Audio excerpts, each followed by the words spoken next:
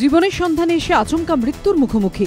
কেউ জীবন নিয়ে যতগৃহ থেকে বেরোতে পেরেছেন, কেউ পারেননি। ভিড়ের মধ্যে পিষ্ট হয়েছেন দুজন। ঝরে গিয়েছে 3 বছরের একটি ছোট্ট প্রাণ। রক্তাক্ত হয়েছে নরম শরীর। মুর্শিদাবাদ মেডিকেল কলেজ হাসপাতালে শনিবারের অগ্নিকাণ্ড কি নিছকই দুর্ঘটনা? অগ্নি সুরক্ষা বিধি না মানার মাসুল, নাকি গোটা ঘটনার নেপথ্যে রয়েছে অন্য কোনো কারণ? উত্তরের খোঁজে রবিবার হাসপাতাল পরিদর্শন করল সিআইডি তদন্তকারী দল। নেতৃত্ব দেন ডিআইজি সিআইডি। হাসপাতালে চিকিৎসক, স্বাস্থ্যকর্মী, নার্সিং স্টাফ, প্রত্যক্ষদর্শীদের সঙ্গে কথা বলেন গোয়েন্দারা।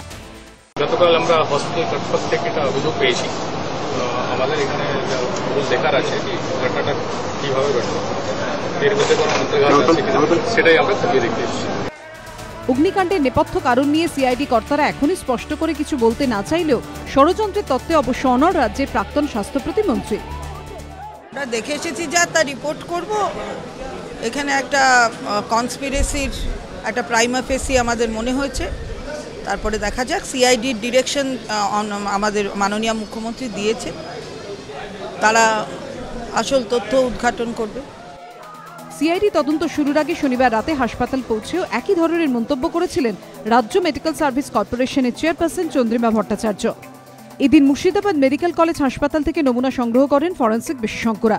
যে জায়গা থেকে আগুন ছড়িয়েছিল সেই ভিআইপি কেবিন সহ ঘুরে দেখেন পুলিশ সুপার এবং ডিআইজি মুর্শিদাবাদ রেঞ্জ। তবে সিআইডি তদন্ত শুরু করায় অগ্নিকাণ্ড নিয়ে মুখ খুলতে চাননি পুলিশ কর্তারা। তদন্ত সিআইডি নিয়েছে, যা কিছু স্টেটমেন্ট যেটা দেওয়ার আছে সেটা সিআইডির তরফ থেকে দেওয়া হবে। শনিবারের অগ্নিকাণ্ডে অসুস্থদের মধ্যে 11 জন এখনো হাসপাতালে ভর্তি। এদের মধ্যে 3 জন শিশু। নিমাই পান্ডা, গোপাল চট্টোপাধ্যায় ও ময়ূখ ঠাকুর চক্রবর্তীর রিপোর্ট, এবিপি আনন্দ।